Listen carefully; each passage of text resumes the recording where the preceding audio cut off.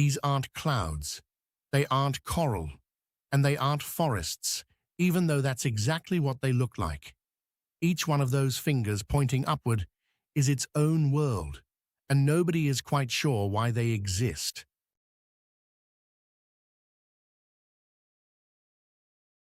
What you're looking at are called cometary knots, and the strange part isn't what they're made of, it's that they weren't supposed to be there at all. When astronomers first started modeling how a dying star sheds its outer layers, nothing in the math predicted that the gas would clump into thousands of individual fingers like this. Yet here they are, and we see them in nebula after nebula across the galaxy. Look at the tips of these structures, scattered across the center of the frame. Each one of those rounded heads has roughly the same mass as the entire Earth, but stretch it out. The tail streaming behind it can span several times the distance between the Sun and Pluto. So you're looking at something Earth-sized in mass, but measured in units we normally use for the outer solar system. Hundreds of them, maybe thousands, just in this one nebula.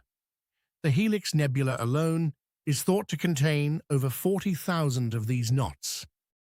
The best guess right now is that a fast, thin wind from the dying star at the center, a white dwarf, about 650 light-years away in the constellation Aquarius, is ramming into slower, denser shells of gas that were expelled earlier. Where the two meet, the gas becomes unstable and breaks apart, like cream swirling into hot coffee. But that's still a hypothesis.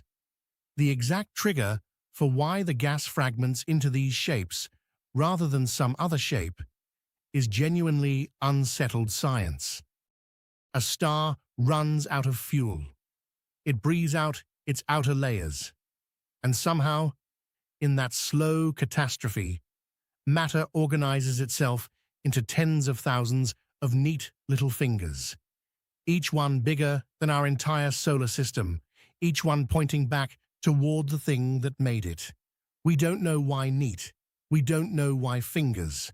What shape would you have predicted? We'll be here tomorrow with whatever the selector finds next.